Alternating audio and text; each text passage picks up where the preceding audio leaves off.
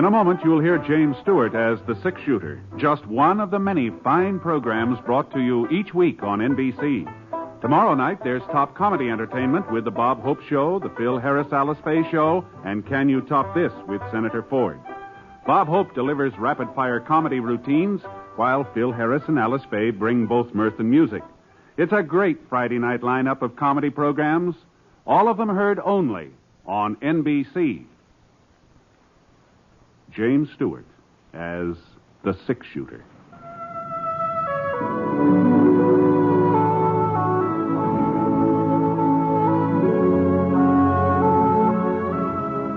The man in the saddle is angular and long-legged. His skin is sun-dyed brown. The gun in his holster is gray steel and rainbow mother-of-pearl. Its handle unmarked. People call them both the six-shooter. The NBC Radio Network presents James Stewart as the six-shooter, a transcribed series of radio dramas based on the life of Britt Plonsett, the Texas plainsman who wandered through the Western Territories, leaving behind a trail of still-remembered legends.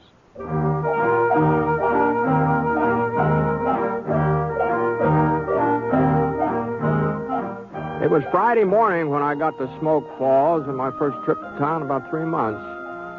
But Dad Foster needed a little extra money for feed, so he asked me to drive about a dozen of his heifers in and sell them at Saturday's auction. Well, I turned the cattle over to Brad McLean. He was the auctioneer. And then, seeing it was about noontime, I wandered into Windy Night's Cafe. Windy's food's real good, too. Corned beef and cabbage, boiled potatoes, rice pudding for dessert. Real tasty. There was only one drawback to eating there. Windy. And then Ned Burt. He's a marshal now, Brett. But I guess you knew that, didn't you? Well, as a matter of fact, I didn't. Oh, sure. He was elected last July. 102 votes was cast. 102. Well, that's the biggest election we've ever had in this town. The biggest in this part of the state, for all I know. Well, yes, huh? Well, unless you count Fort Lyons. And over there, they ain't very particular who they let vote. Why, I hear tell there was a drummer passing through the town last election day, and they just drug him right off to the polls. Don't say. Yeah, I'll just bet you, if there was to be an honest census, we'd show up with a good 20 more people in Fort Lyons. Let me show. Well, it sure was a fine meal, Wendy. Now, where do you think you're going, Brett? You ain't let me tell you about Marshal Burke finding Seth Quincy's body. Huh? Well, what did you think I was leading up to? Well, I didn't exactly know. Yeah, a week ago last Monday. That's when it happened. Oh. The reason I remember so plain is, along about 10 o'clock in the morning, it started to thunder, and I said to Mrs. Coombs, I run into her coming down Main Street. I said, Miss Coombs, I said, don't let that thunder fool you. It ain't going to rain the first week in September. No, sir. I lived around here for 17 years, and it ain't never rained after the 25th of August. That's what I said. Yeah. Well, now, what about Mr. Quincy? Well, I was coming to that, Brett. Can't you give a body a minute? Oh, sure, Wendy. Now, where was I? Oh, yes. Well, he was lying on the floor of his parlor when Marshal Burke come in. They say the place looked like he'd put up quite a fight, too. Broken furniture and glassware all over the place. I see. A slug in his chest, that's what killed him. Shooting must have been around 11 o'clock that morning. That's so. Yeah, leastwise, that's when Mrs. Henderson said she heard what sounded like a shot. You know the Hendersons, Britt. Live right over in the road there, just down the road a bit from Seth Quincy's ranch, you know? Yeah, sure, I know. Clyde Henderson. He's that short, red-haired fellow who married Sarah Watkins. I said I knew him, Wendy. Well, there's no need to take my head off. I'm just trying to give you the facts. Oh, I'm sorry. You go ahead. Give me the facts. Well, let's see. Where was I? Well, that's the trouble. Somebody interrupts you, and you lose your whole train of thought. Oh, yeah. About Seth Quincy. Well, I guess that's all there is to tell. A trial was last Monday. The trial? Sure. Pete Kellgren, the fellow that killed him. Pete Kellgren? What's the matter with you, Brett? Ain't you listening to me? What? Well, no, you kind of neglected to mention Pete Kellgren before, Wendy, you know. I did? Yes. Oh. Well, there wasn't any doubt but that he was guilty. When Marshal Burke arrested him, Kellgren still had the $400 in his pocket. $400, huh? The money he stole from Seth. Oh, uh-huh. That's funny. Pete Kellgren never struck me as the type to... I guess you just never can tell about people, can you? Oh, I didn't know you was a friend of Pete's, Brett. Well, we weren't exactly friends, but we met up a couple of times. He always seemed like a nice young fellow to me. Well, he even admitted robbing Seth. Of course, he says that when he come in, Seth was already dead, and the strongbox was just sitting right there, real inviting. He sure must think we're a bunch of ignoramuses expecting us to believe a yarn like that. Well, I suppose it could be true. The jury didn't see it that way. Hanging is scheduled for next Monday. The hanging? Well, I reckon I owe you a quarter, huh? Well, now, just a minute. I'll get you your change. Well, I'll be doggone. She's still there. Hmm? Well, that girl over in front of the depot. Been standing there since 9 a.m. this morning. Come in on the express from Fort Lyon. Oh. I guess she's waiting for somebody to meet her. Funny. I ain't heard of nobody expecting visitors. And I usually get wind of a thing like that. Yeah, I imagine you do. Yeah. Well, here's your change, Britt. Thanks a lot. No mention. I'll be seeing you, Wendy. You going to be in town for a while, ain't you? No, I'm heading back to Foster Ranch tomorrow. Oh, that's a shame. You'll miss the hanging. Mm-hmm. Well, I reckon I can do without it. So long.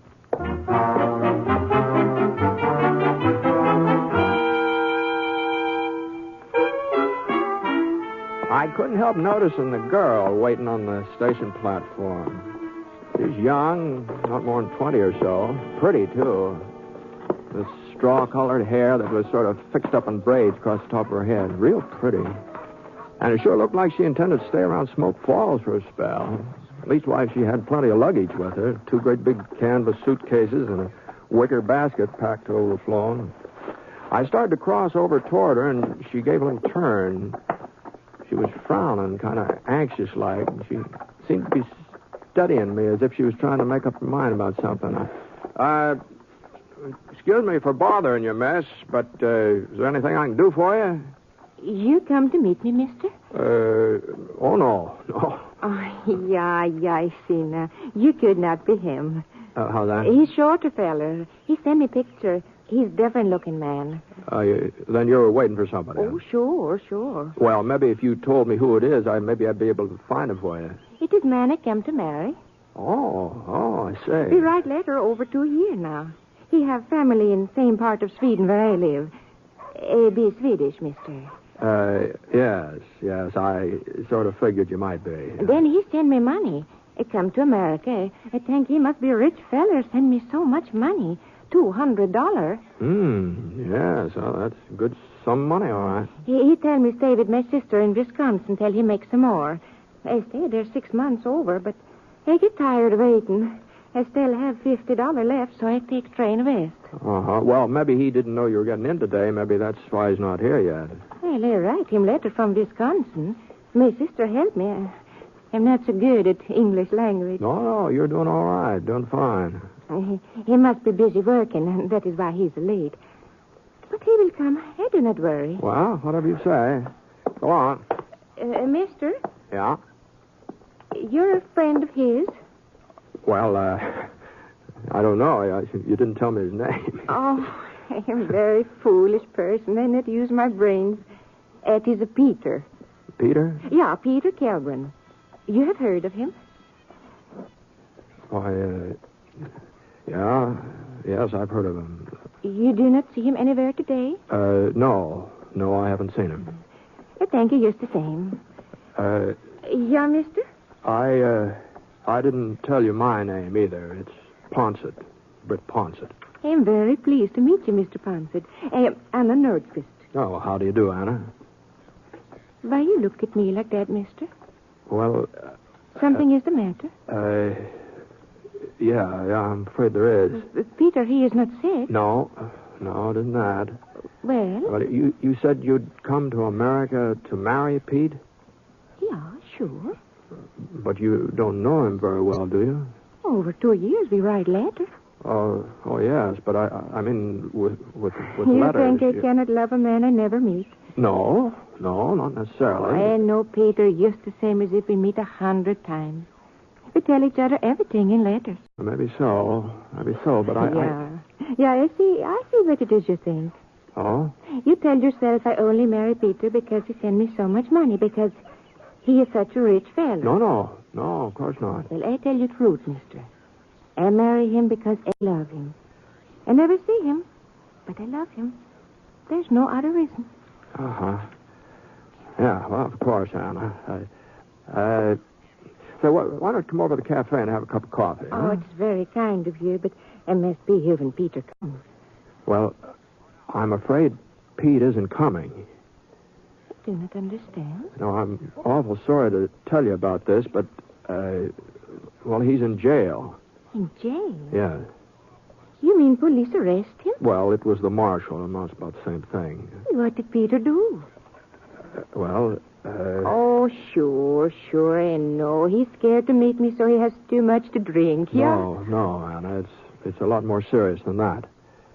Tell me, mister. Well, the folks say that he killed a man last week. Peter killed a man? Yeah, it sure looks that way. No, it could not be. He's fine, good feller. Yes, well, I guess you're bound to think that, Anna, but... They make big mistake. I tell them so. They let my Peter go. Where is Jay? No, I wouldn't do Please, that. mister, where is Jay? Well, it's just around the corner there, but I don't think I'd... Thank you very much. No, here, let me give you a hand with those I things. can manage. I can carry suitcase. Ever conform. I'm plenty strong. Now, listen, Anna, I'm afraid the marshal Goodbye, won't... mister. You come to wedding, yeah? Oh, sure. Well, good luck.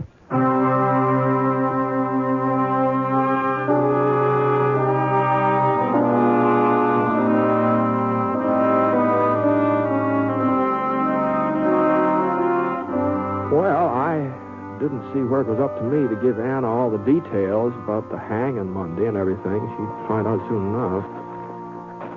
Sure was a tough break, though, after coming all this distance and marrying a man she'd never seen. Well, I strolled around town for an hour or so, and then I headed over to George Billings' house where I'd left my things. I was planning to spend the night with George and his wife, Ellen. They'd offered me the use of the spare room.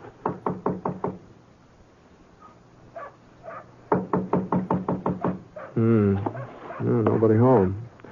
Well, I picked up the flower pot on the top porch step, and I found the key under it. And there's a note from Ella, too. It said for me to go inside and make myself comfortable.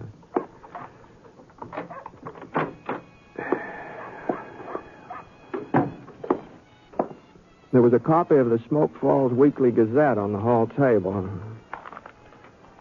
I skimmed through it for a couple of minutes. The main article was about the Quincy shooting. Pete Kilgren's trial. Oh, there that is. Oh, hello. They tell me I will find you here. I must talk to you. It's important. Yes, well, come in, Anna. Thank you very much. So, won't you sit down? I would rather stand. I get too nervous if I sit. Mr. Ponsett. Yeah? What is wrong with Marshal Burke? Oh, nothing as far as I know.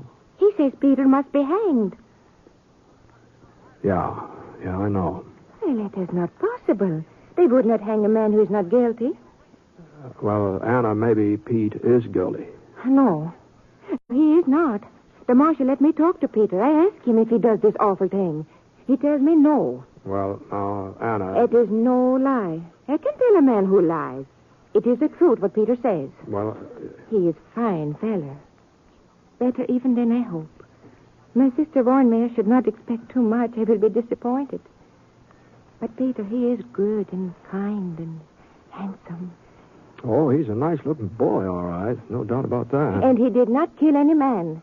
He could not be the one. Well, he's admitted stealing Seth Quincy's money. For me. That is why he takes it, so we can get married. It is very wrong to steal, and he must be punished for it. Well, if he was willing to steal... To steal is not to kill. And that is why they hang him, yeah? That's right, yeah. Then you must keep them from it. Hmm? Yeah. I tell Peter that we meet, that you are very nice to me. He says you be a famous person with the funny name, Six Shooter. Oh, yes. He says you will prove he is not guilty. You will talk to Marshal for him. Well, I don't see what talking to Marshal Burke would do. Please, Mr. Ponsett. I tell you something now. Before I say I come to marry Peter because I'm in love with him because of letters what he writes. Well, maybe I not speak the truth. Maybe I just want to come to America. I think I get no other chance. But now it is the truth. I meet him and I talk to him. And I am in love. I love him very much. You must believe me, Mr. Ponsett. Oh, sure, Anna. Sure, I believe you. Then you will talk to Marshall. Yeah.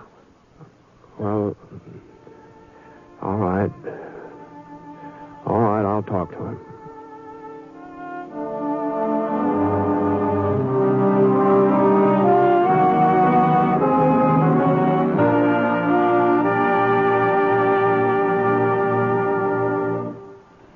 You are listening to The Six-Shooter, starring James Stewart as Britt Ponsett, the Texas cowpoke whose name has become legend throughout the West.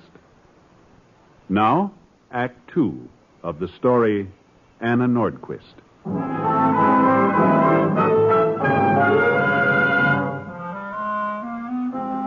I left Anna at the hotel, and I went over to see Ned Burke. His office was in the front part of the jail where they were keeping Pete Kilgren. Ned had only been marshaled for a few months, but he'd had a couple of years deputy experience, so he knew the job. And he was sort of a man that usually made a good marshal, too. He's quiet, not looking for trouble, but able to take care of it when the time came. I sure felt terrible, Britt, when she came in here and told me who she was and what she wanted. Yeah. I let her talk to Kilgren. Figured it was the least I could do. Just seemed to make things worse, though. He convinced her that he was innocent and I was out to get him. Well, no, nobody's going to believe that, Ned. That girl might believe it. Guess I wouldn't blame her if she did. That Kilgren's a pretty smooth talker. Yeah. Ned. Yeah, Brent? There couldn't be any doubt about it, could there? I mean, as I understand it, Pete says that Quincy was already dead when he got there. Well, sure he does. And that he took the money because, well, it was just so darn tempting. Oh, it don't stand to reason that somebody'd murder Seth and then go off without breaking into a strong box. Now, does it, Britt? No, I guess it doesn't. Besides, Sarah Henderson seen Pete riding away from Seth's house not 5 minutes after she heard a shot. Mm-hmm. What, you arrest him the same day? Well, I came into town right after I found Seth's body. Sarah had sent for me. She had a feeling something was wrong. Kilgren was at Bud Winkler's place. That's where I found him. Mm-hmm. Do you still have the gun on him? No, he claimed he didn't own a .45. That's what the slug in Seth's chest was, .45. I see. And of course, Pete had plenty of time to get rid of the gun, and there are plenty of places between Seth's ranch and town where he could have ditched it. Well, that's true enough.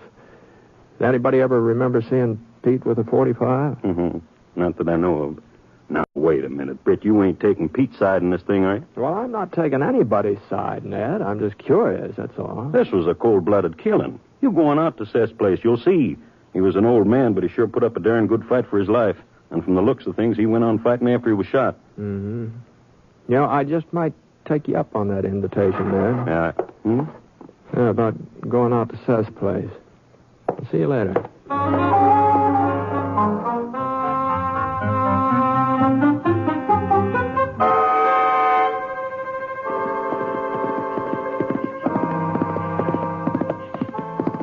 It was getting on toward dusk when I reached Seth Quincy's ranch. Whoa, boy. Whoa, Scar. Whoa. I walked up the front steps and tried the door. It wasn't locked. Seth had lived alone. It didn't look like anybody had in to straighten things up since the murder. Boy, there sure had been a whale of a fight in the parlor there. A couple of broken chairs and some stains on the sofa and pieces of a lamp that had been smashed against the fireplace. Strong box didn't seem to be there. I figured they probably needed that for the evidence. Well, I poked around for about half an hour, and then I headed back to town.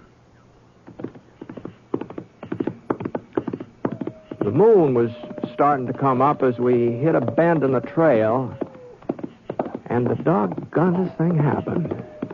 Now, Scar was usually as sure-footed as a mountain goat, and not a bit skittish either, but when a bat came winging out of some cottonwoods, I darn near sailed right out of the saddle. What the Sam Hill is going? Whoa!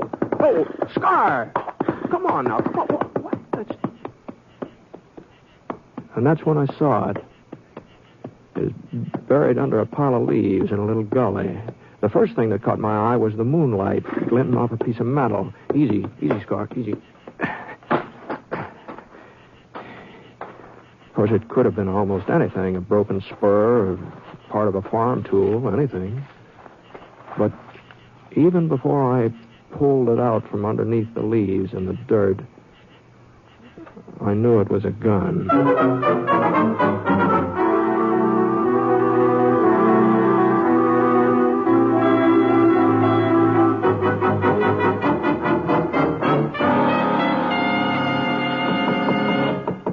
Yeah, who's there? It's me, Britt Ponset. Oh, just a minute. I think you never come, Mr. Ponset. I get so worried. Well, I'm sorry it took me so long. Well, it does not matter now that you're here. You talked to Marshal Burke. Yeah, I talked to him. And you tell him Peter did not kill this man. You tell him Peter is not guilty. No, Anna, I couldn't tell him that. What are you saying? Pete is guilty. I found his gun. The gun he used to kill Seth Quincy. No, It was hidden in a gully about a mile from the farmhouse. I do not believe you. I gave it to Marshal Burke. Now, you can see it for yourself if you want to go over there. Pete's initials right on the handle. Only one bullet had been fired. It's the right gun. There's no doubt about it. No, it could not be. Now, Anna, listen to me. The only reason I'm telling you this is, well, after Monday, there won't be anything you can do about Pete. It'll be better if you just forget him. I will not forget him. Ever. Oh, it won't be easy. I know that. But as long as you know he's guilty, as long as there isn't any doubt in your mind, well, maybe it's for the best that you found out before... Why you try to tell me lies? Anna, this is the truth. No, you say you will show me gun. You say it belongs to Peter. Well, what does Peter say? Well, of course, he denies it. Then I deny it, too. All right, Anna. I guess there's nothing more I can do about it. You lie to me. You and Marshall. You try to make me think that the man I love is a criminal. I do not understand. In old country, they talk about America. They say it's the best country in the world. But this is lie, too. Where is justice? Where is freedom? They hang a man for what he does not do. Now, Anna, This listen. terrible, terrible country. I wish I never come here. I wish I never leave my home. I have no friend, no husband. I be alone in country that I hate. No, I'm sorry. And if there's any way I can help you, if you need some money... I want no help from American. Well, good night, Anna.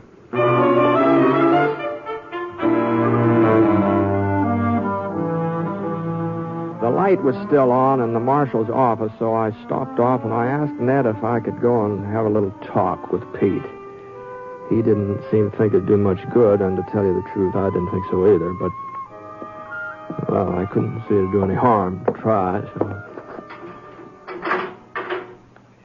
Pete was a tall, stringy man, about 25 or so, tow-headed with a yellow mustache, kind of a pointed chin. All right, Britt, I'll leave you here. When you want out, just give me a yell. Thanks, Ned. Sure am popular today, ain't I, Britt?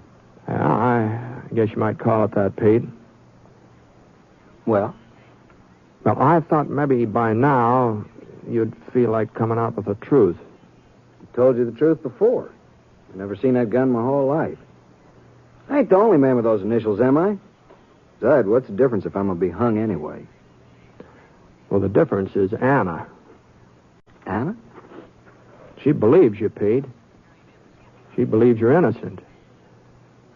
And as long as you go on saying so, she's going to keep on believing it. Even after... It's kind of nice to have somebody believe in you, Britt. Nobody else does. Now, Pete, you weren't railroaded. You had a fair judge and a fair trial, but Anna doesn't realize that. She's young, she's upset, and she's in a strange country. She wanted to come here pretty bad. Had a lot of dreams about this country, and now those dreams are turning sour. Maybe it's a good thing she woke up. Well, I just don't happen to agree with you on that. I think this is a pretty good place to live. But Anna won't find that out, not if she goes on feeling this way. Well, what do you expect me to do? Confess to murdering Seth Quincy just so Anna can appreciate the good old USA? If you ask me, this country ain't so hot anyway. Mm-hmm. Well, there are a lot of folks who'd put up pretty good argument about that. Your own father is one of them. You're just wasting your breath. Yeah, I guess I am. Any man who'd kill Seth Quincy in cold blood the way you did. It wasn't cold blood. I didn't even... Go on, Pete. All right, but I ain't telling you this because of... Well, I don't even know why I'm telling you. I needed money for Anna so we could get married. I wanted to make a good showing like I told her in the letters I wrote her. Everybody said Seth had plenty of cash, that he wouldn't put none of it in the bank because he'd had a fight with Mr. Putnam, and he kept it all in that strong box. I thought he'd gone to town. I never figured he'd come back and catch me while I was robbing him. I tried to hold him off with my gun, but he just kept coming. I had to fire. Even then, he didn't stop. Not until... Well... Pete. What do you want now? I want you to tell this to Anna. You can tell her. I'm afraid that wouldn't do any good. She's real pretty, ain't she? I never figured on her being so pretty. Sure was surprised. Yeah? I've been writing her for the last 2 years. It's Pa's idea. He knew her Ken back in Sweden. There wasn't any girl around here that, well, leastways none I was interested in. Uh-huh. Well, Pete? I'll tell her. But it wasn't cold blood, Britt. Not the way you think. Yeah. Ned, I'm all done here.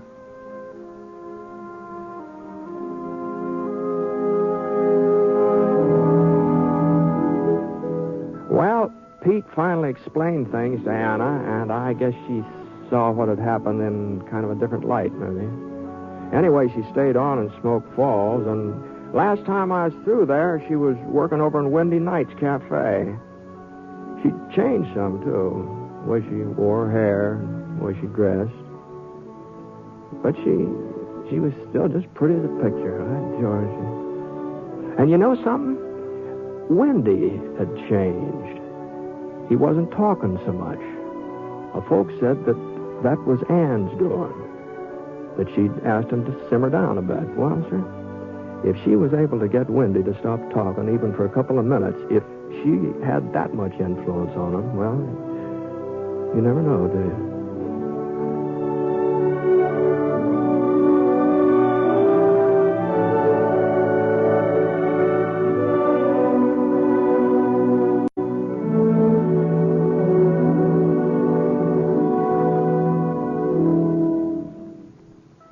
The Six Shooter is a transcribed NBC radio network production in association with Review Productions. It is written by Frank Burt and is based on a character created by him. Mr. Stewart may currently be seen in the Universal International picture The Glenn Miller Story.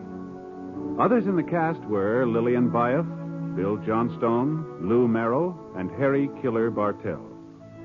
Special music for this program was by Basil Adlam, and the entire production is under the direction of Jack Johnstone. All characters and incidents were fictitious, and any resemblance to actual characters or incidents is purely coincidental. Oh, yes, and by the way, you'll be interested in knowing that the Six Shooter has been chosen for broadcast to our men overseas through the facilities of the Armed Forces Radio Service. This is Hal Gibney speaking. Hearing Time brings you the Senate committee hearings tonight on the NBC Radio Network.